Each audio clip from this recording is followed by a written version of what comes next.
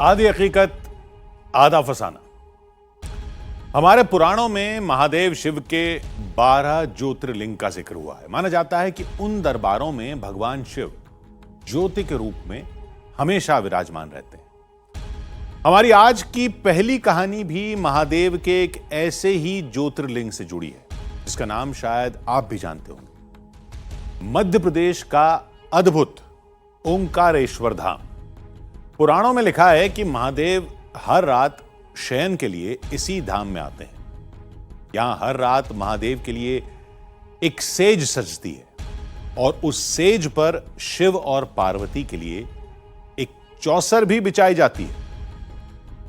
और अगली सुबह जब मंदिर के कपाट खुलते हैं तो चौसर बिखरी हुई मिलती है। माना जाता है कि यह बिखरी हुई चौसर ही महादेव की मौजूदगी का सबूत होती है।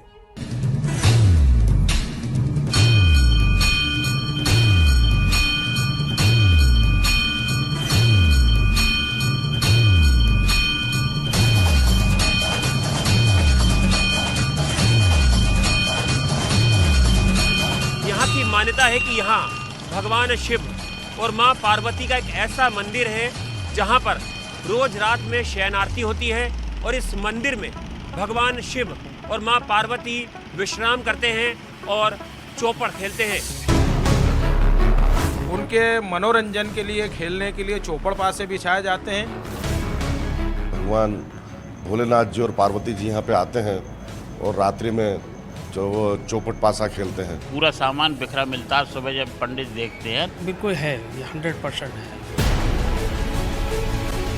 जब सुबह मंदिर खोला जाता है तो वो चौसर बिखरी हुई वहाँ पर मिलती है। कई बार हमने देखा है मंदिर खोलते से।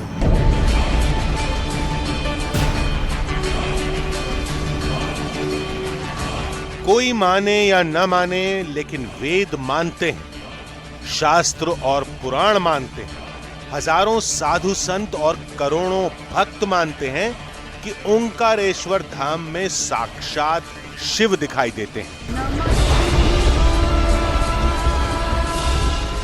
भोलेनाथ और माता पार्वती भी चौपड़ खेलते हैं और झूला शयन भी करते हैं यहाँ पर। भगवान श्री शिव अपनी माता पार्वती जी के साथ में यहीं पर शयन करने के लिए आते हैं। महादेव के दरबार में रोज सेज सजती है, भगवान की आरती होती है, बिस्तर पर चौसर बिछाई जाती है और अगली सुबह उस चौसर की बिसात पर कुछ ऐसे सबूत मिलते हैं जिनकी तस्वीरें देखकर हम भी अचंभे में पड़ गए और आज आप भी चक्कर खा जाएंगे। तो आज चलिए नर्मदा नदी के उस पार, महादेव की उस चौखट के भीतर, उस माया को देखने जो त्रेता युग से आज भी कायम है, उस शक्ति को समझने जिसके आगे हर सुबह करोड़ों के सिर झुक जाते हैं। आज देखिए उस आस्था और विश्वास को जो सदियों से विज्ञान के सामने खड़ा है और हर सुबह तर्कशास्त्र को लाजवाब कर देता है।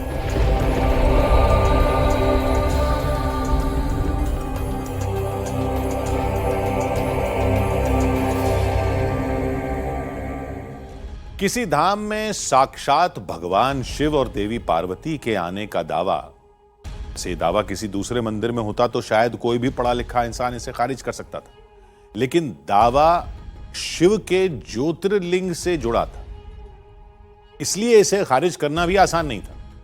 यहां मौजूद लोग, यहां के पुजारी, यहां के प्रबंधक, हर शख्स पूरे यकीन से कह रहा था कि रोज की तरह आज की रात भी महादेव इस मंदिर में आएंगे, देवी पार्वती के साथ चौसर खेलेंगे और अगली सुबह मंदिर के गर्भगृह में एक ऐसी तस्वीर दिखाई देगी जो हमें भी हैरान कर देगी। इस धाम में हर तरफ सीसीटीवी कैमरे लगे हैं, इसलिए सोचा कि शायद हमारी पड़ताल बहुत आसान होगी, लेकिन यकीन मानिए अगली सुबह कैमरे में जो कैद हुआ उन तस्वीरों ने हमारे भी होश उड़ा दिए। तो चलिए शुरू करते हैं महादेव के उस अद्भुत ज्योतिर्लिंग की महिमा का एक रोमांचक सफर।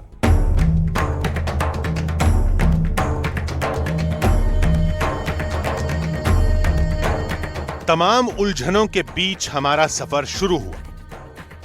रास्ते का हर मोड़ एक नया सवाल था।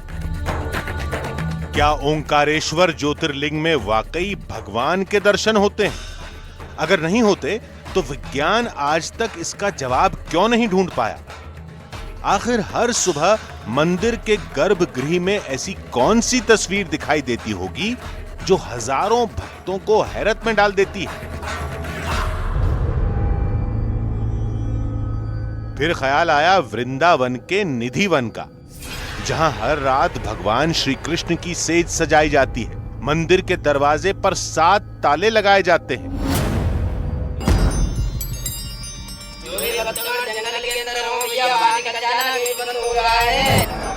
और अगली सुबह रंग महल का सारा सामान बिखरा हुआ मिलता है। दावा होता है कि ये पिछली रात रंग महल में श्री कृष्ण की मौजूदगी का सबूत है। ये पान और दातुन देख रहे हो? राधा रानी की साड़ी श्रृंगार वस्तु जो गुलाब सब, ये देखो लड्डू का भोग। इतना साफ था कि ओंकारेश्वर में हमारा सामना भी भगवान की एक ऐसी ही लीला से होने वाला था। इन सवालों से लड़ते झगड़ते आखिरकार हम ओंकारेश्वर धाम पहुंच गए। नर्मदा की इन पवित्र लहरों की दूसरी तरफ ओंकारेश्वर ज्योतिर्लिंग हमारे सामने मौजूद था और वहां तक पहुंचने के लिए हमें नदी के उस पार जाना था।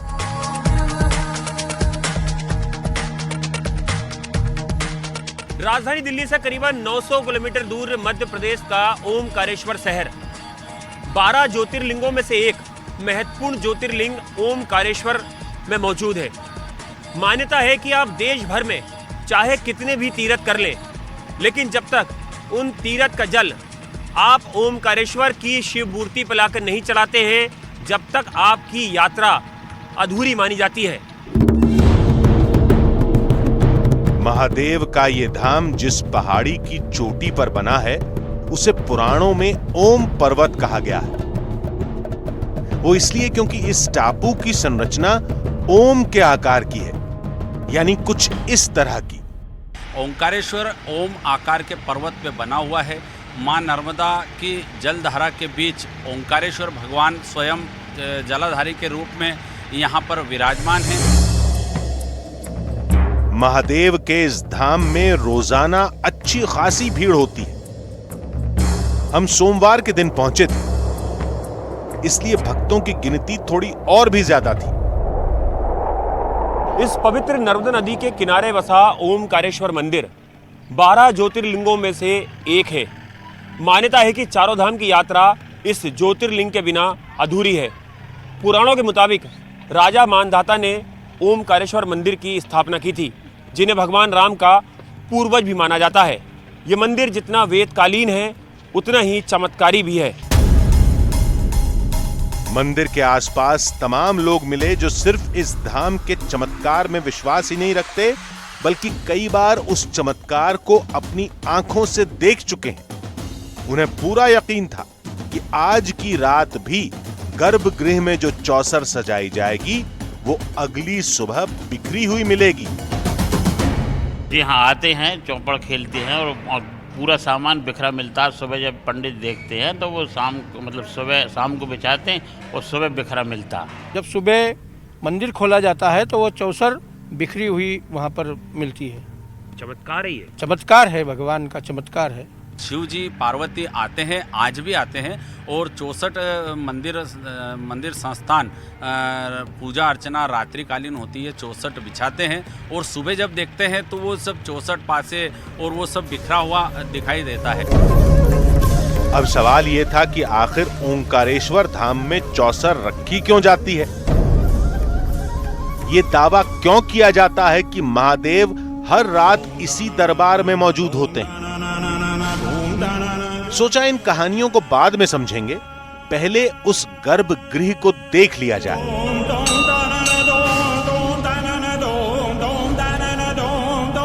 अंदर भक्तों का मेला लगा था।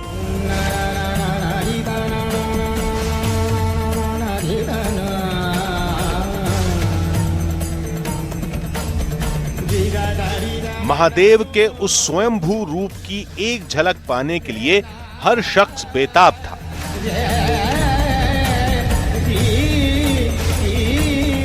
कुछ देर की मशक्कत के बाद हम भी महादेव के उस अद्भुत शिवलिंग तक पहुंच गए। शिवलिंग के ऊपर 3 ज्योत जल रही थी। पता चला कि ये 3 ज्योत ब्रह्म, विष्णु और महेश की प्रतीक हैं और यही इस ज्योतिर्लिंग की खासियत भी है। फिलहाल दोपहर का वक्त था, लेकिन लोगों ने बताया कि शाम के वक्त ठीक इसी जगह पर महादेव का शयन कक्ष तैयार होगा। महादेव के आने की तैयारी शुरू होगी।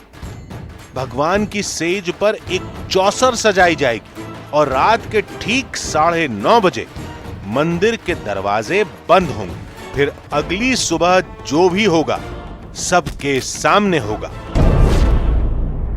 ओमकारेश्वर मंदिर के गर्भगृह के अंदर हम मौजूद हैं। मध्याह्न आरती से पहले तमाम जो श्रद्धालु हैं वो भगवान शिव का यहाँ पर जल अभिषेक करते हैं, उनकी आराधना करते हैं। यहाँ पर उन्हें प्रसाद मिलता है और इसी जगह पर, इसी शयन कक्ष में भोलेनाथ का शयन लगाया जाता है। आप देख सकते हैं ये जंजीरें हैं, इन जंजीरों पे बाकायदा झूला लगाया जाता है जिस पे भगवान शिव की जो चौपड़ है उसे बिछाई जाती है। और एकदम सामने जहाँ पर आप देख रहे हैं, जहाँ पर पुजारी दर्शन करा रहे हैं शिवलिंग की, वहाँ पर माँ पार्वती का जो शयन है वो लगाया जाता है। और ये जो मुख्य द्वार है इसे 9:30 बजे के बाद बंद कर दिया जाता है। उससे पहले यहाँ पे गुप्त आरती होती है जिसे किसी को भी देखने की अनुमति नहीं होती है। यहाँ पे पर्दा लगा दिया जाता है और उसके बाद ये दरवाज़ा ताले से बंद कर दिया जाता है। और यहाँ के जो मुख्य गार्ड हैं मंदिर के, शिव जी हमारे साथ हैं, उनको यहाँ की चाबियाँ सौंप दी जाती हैं। शिव जी, यहाँ पर शयन कक्ष है, यहाँ पे भगवान शिव और माँ पार्वती शयन करते हैं और चौपड़ खेलते हैं, ऐसी मान्यता है, ऐसा चमत्कार की बनती है। जी हाँ, ऐसे खेलते हैं। माता पार्वती, भगवान शंकर यहाँ चौपर पासे खेलते हैं, जो पर्वों के समय बिखरा मिलता है। गर्भगृह को देखकर कुछ सवाल उठे कि गर्भगृह में आने का कोई दूसरा रास्ता नहीं। भवन के अंदर कई सीसीटीवी भी मौजूद हैं। फिर मंदिर के भीतर जो भी होता है वो कैसे होता है? अगर होता है तो उस हलचल की कोई तस्वीर भी मिलती है क्या? अगर मिलती है तो उन तस्वीरों में ऐसा क्या होता है जो लोगों को हैरान कर देता है? खैर, इन सवालों के जवाब शाम को मिलने वाले थे और शाम होने में अभी काफी वक्त था, तो सोचा क्यों ना महादेव के इस अद्भुत धाम की कहानी को समझा जाए। ये पता लगाया जाए कि आखिर इस दरबार में महादेव के आने की वजह क्या है, चौसर को सजाए जाने की कहानी क्या है। अब तक इस धाम के बारे में हम सिर्फ इतना जानते थे कि इस ज्योतिर्लिंग का रिश्ता युगों पहले यहाँ के राजा मांधाता से, जिन्हें भगवान राम का पूर्वज भी माना जाता है। लेकिन तभी हमारी मुलाकात हुई राव पुष्पेंद्र सिंह से, जो मांधाता राज परिवार के वंशज हैं और इस धाम के बारे में सब कुछ जानते हैं। राजा मांधाता एक तपस्वी राजा थे। उन्होंने भगवान भोलेनाथ को प्रसन्न किया और भगवान भोलेनाथ ने उनको वरदान दिया कि राजन मांगो, क्या मांग। उन्होंने कहा, भगवान ऐश्वर्य धन सब कुछ है मेरे पास, मगर मेरी इच्छा है कि मेरे शिव नगरी में, मेरी नगरी में आप स्वयं प्रकट हों, यही वरदान चाहिए। तो ये स्वयंभू है, इसीलिए इनको स्वयंभू ज्योतिर्लिंग कहा जाता है। राव पुष्पेंद्र सिंह का भी यही दावा था कि इस दरबार में रोज महादेव का वास होता है। रोज चौसर बिछती है और अगली सुबह बिखरी हुई मिलती है। बिल्कुल है। ये तो योग भगवान जिनको दर्शन स्वयं को इच्छा होती है उसी को मिलता है पुण्य। बाकी बिल्कुल है, ये 100% है। ये बिल्कुल क्या चीज़ें होती हैं? वो भगवान भोलेनाथ और माता पार्वती चौपड़ खेलते और झूला शयन भी करते हैं यहाँ पर। और उज्जैन से यहाँ शयन करने आते हैं रात्रि में, ऐसा है। ओंकारेश्वर धाम की कहानी का एक रिश्ता आदि शंकराचार्य से भी है। बताया गया कि मंदिर के इस गर्भगृह के ठीक नीचे एक गुप्त गुफा है और आदि शंकराचार्य उस गुफा से महादेव के दर्शन करने जाते थे। ओमकारेश्वर मंदिर के गर्भगृह के ठीक नीचे शंकराचार्य की यह गुफा है। काफ़ी मान्यता है और काफ़ी रहस्यमय ये गुफा है।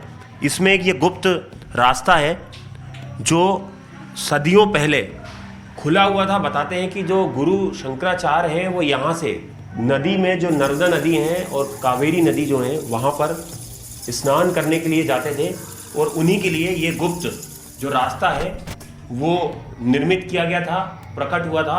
और यहाँ से वापस सुबह प्रातःकाल का स्नान करने के बाद जो शंकराचार्य हैं वो इसी रास्ते से अपना जो मुख्य गुफा का जो स्थान है यहाँ पर अपनी साधना करते थे, जहाँ पर आप देख सकते हैं उनकी मूर्ति भी लगी हुई है। गुफा वाकई अद्भुत है। इस गुफा को लेकर कई रहस्य भी बताए गए, लेकिन सोचा इसकी पड़ताल कभी और करेंगे। फिलहाल ओंकारेश्वर धाम के चमत्कार को देखना ज्यादा जरूरी था।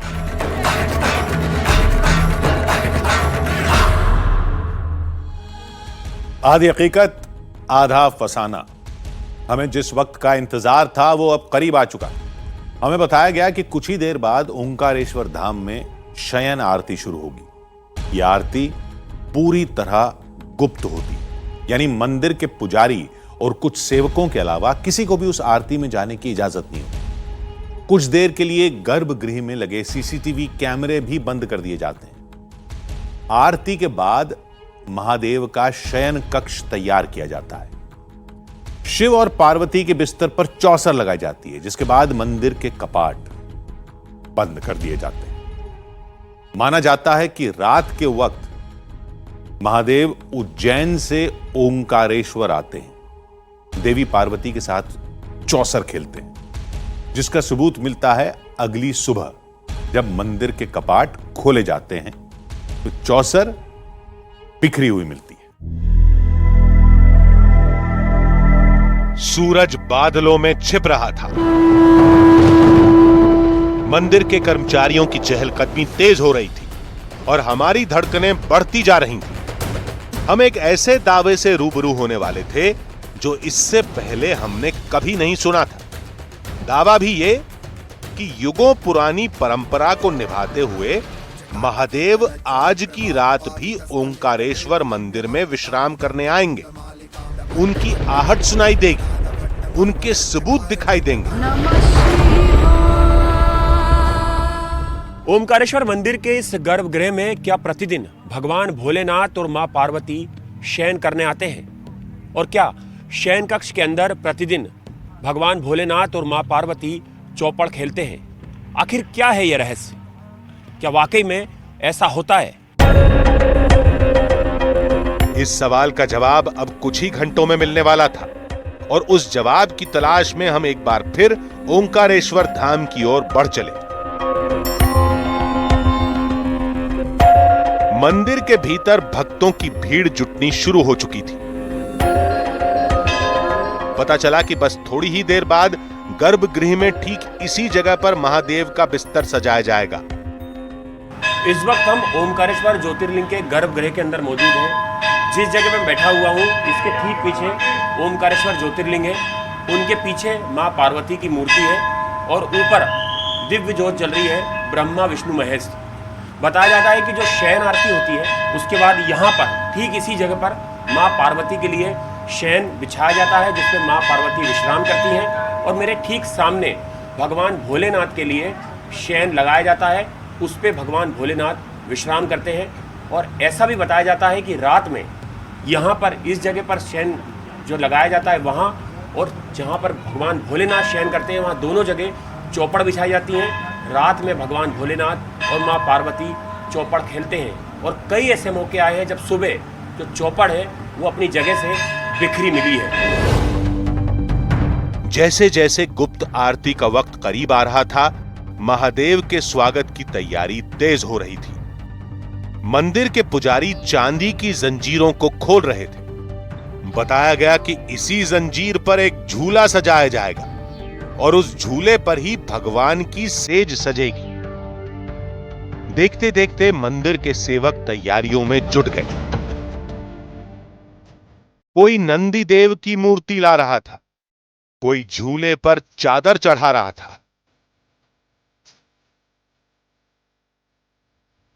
मंदिर के सेवकों के लिए यह रोज का काम था, लेकिन हमारे लिए यह सब कुछ नया था। दिल की धड़कनें तेज होती जा रही थी और दिल में बार बार यही ख्याल आ रहा था कि क्या सदियों पुराना चमत्कार आज भी होने वाला है।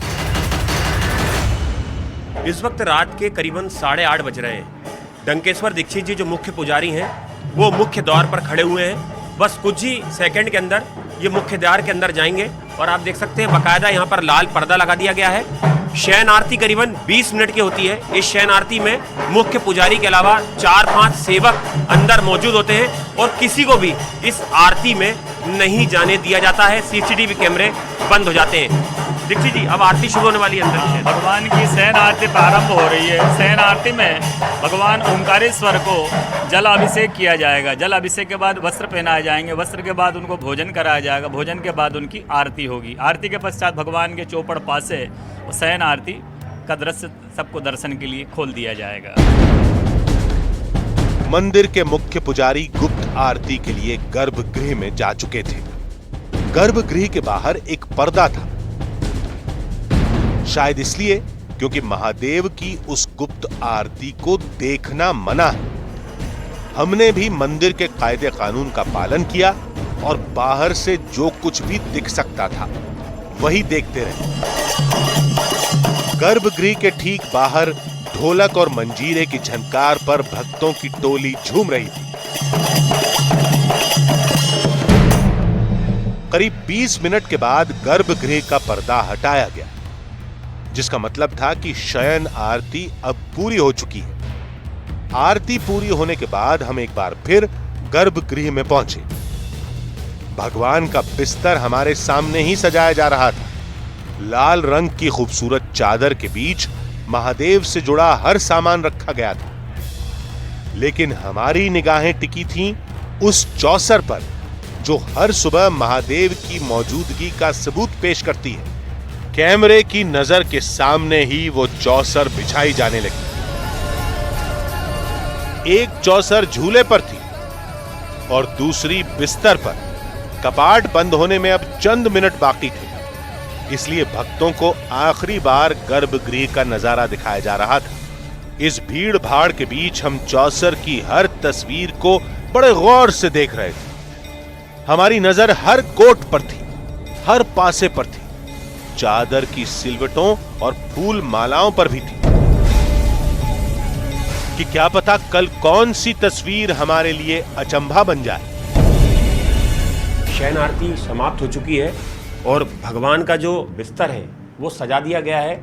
आम लोग दर्शन करके यहाँ से चले गए हैं। हमारे साथ डंकेश्वर दीक्षित जी हैं जो बताएंगे कि किस तरह से बिस्तर सजा है। और आप देख सकते हैं इसमें बाकायदा जो चौपड़ है, पासे हैं, वो इस पे सजाए गए हैं। ये जो चौपड़ पासे लगाए गए हैं, एक ये झूला है, एक पलना है और नीचे बाबा की सेज लगी हुई है। चाहे उनकी मर्जी झूले पे विराजे, चाहे उनकी मर्जी नीचे विराजे, उनके मनोरंजन के लिए, शयन के लिए ये चौपड़ लगाई गई है। ये चौपड़ है, ये पासे हैं, ये भोलेनाथ की और वो माताजी पार्वती माँ की सेज लगाई गई है। ये परंपराएं बाबा भोलेनाथ माँ के साथ पधार करके रात्रि विश्राम करके पुनः ब्रह्म मुहूर्त में यहाँ से महाकाल की ओर प्रस्थान करते हैं। कावेरिका नर्मदयो पवित्रे समागमे सज्जन तारणायो सदैव मांधा त्रिपुरे वसंतम ओंकार ईशम शिवमेकमीड़े। हमारी मान्यता है कि माँ भोलेनाथ पार्वती के साथ पधारते रात्रि विश्राम के लिए। ये जो विश्राम करके सुबह ब्रह्म मुहूर्त में निकलते हैं, कईयों बार हमारी परंपराएं पुजारी बताते हैं कि ये चौपड़ पासे अनेक अपने स्थानों से बिखरे हुए अपने स्थान को अन्य बदले हुए स्थान पाए जाते हैं। यानी मंदिर के पुजारी अब भी यही दावा कर रहे थे कि रोज की तरह आज की रात भी महादेव इसी धाम में विश्राम करेंगे, देवी पार्वती के साथ चौसर खेलेंगे और अगली सुबह वो चौसर बिखरी हुई मिलेगी। बातों बातों में मंदिर के कपाट बंद होने का वक्त हो गया। मंदिर के सेवकों ने गर्भगृह पर ताले लगाने शुरू कर दिए।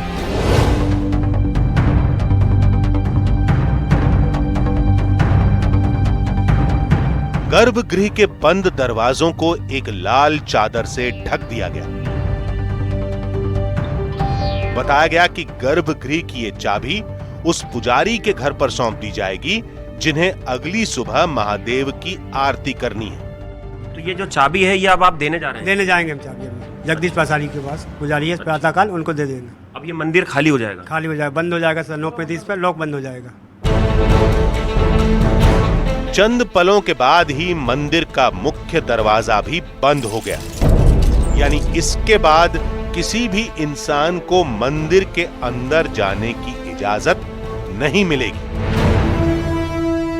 रात के पूरे 10 बज चुके हैं, मंदिर पूरी तरह से खाली हो चुका है। तमाम जो दरवाजे हैं उन पे ताला लगा दिया गया है। अंदर केवल 2 लोग मौजूद हैं, एक सुरक्षाकर्मी और दूसरे एक पुलिस के जवान। सुबह 4:30 बजे अब हम फिर से एक बार मंदिर का रुख करेंगे, क्योंकि रात में यहाँ पर किसी को भी रुकने की अनुमति नहीं है। सुबह 4:30 बजे जो सुबह के पुजारी हैं वो आके जो मुख्य द्वार है चांदी का उसको खोलेंगे और उसके बाद अंदर प्रवेश करेंगे। हमें इंतजार अब सुबह का है। सुबह के इंतजार में हम वापस चले गए, इस उम्मीद में कि अगली सुबह हमें उन तमाम सवालों के जवाब मिल जाएंगे जिनकी उम्मीद में हम यहां तक पहुंचे थे। चंद घंटे की आधी अधूरी नींद के साथ हमने मंदिर के पास ही रात बिताई और अगली सुबह तय वक्त से कुछ देर पहले ही मंदिर में दोबारा आ पहुंचे। कपाट खुलने में अभी वक्त था, इसलिए हम मंदिर के चबूतरे पर ही इंतजार करते रहे। सब कुछ वैसा ही था जैसा हम रात में छोड़कर गए थे। कुछ देर के इंतजार के बाद ओंकारेश्वर धाम के पुजारी आ गए। गर्भगृह की चाबी उनके हाथ में थी। मंदिर के कर्मचारियों के लिए यह सब कुछ जैसे रोज की बात थी, लेकिन हमारे लिए सब कुछ नया था। धीरे धीरे मंदिर के ताले खुलने शुरू हुए। बारी अब गर्भगृह तक पहुंचने की थी। हर बढ़ते कदम के साथ दिल की बेकरारी भी बढ़ती जा रही थी।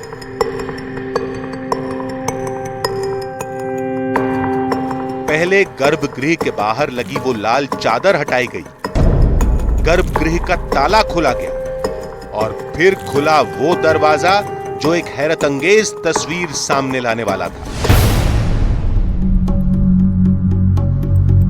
जैसे ही हमें गर्भगृह के भीतर की पहली तस्वीर दिखाई दी, आंखों पर यकीन नहीं हुआ। चौसर और पासे पूरी तरह बिखरे हुए थे। सब कुछ बदल चुका था।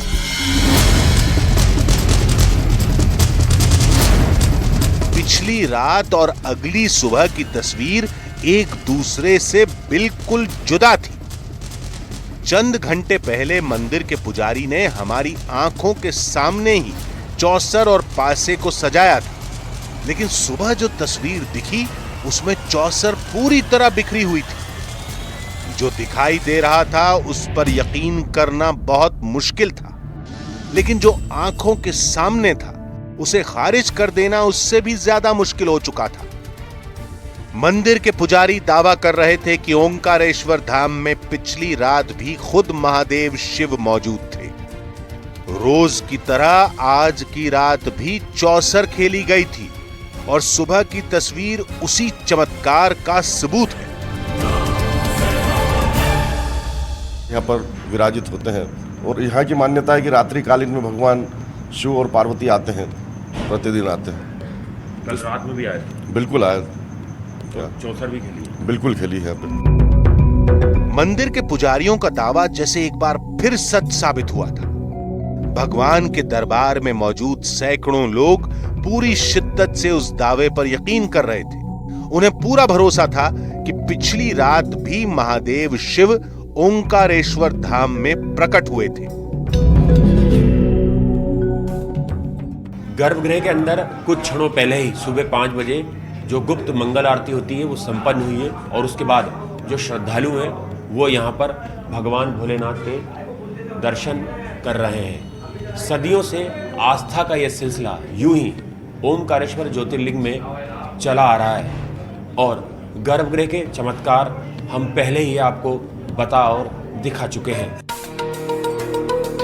ओंकारेश्वर धाम में पिछली रात जो कुछ भी हुआ वो कैसे हुआ, क्यों हुआ, हम चाहते तो तर्कशास्त्र के नजरिए से इस पहेली को सुलझा सकते थे, लेकिन भगवान के दरबार में करोड़ों भक्तों की आस्था को देखते हुए ऐसा करना शायद जायज नहीं था। इसलिए हम आपके सामने सिर्फ वही तस्वीरें लेकर आए जो हमने अपनी आंखों से देखी।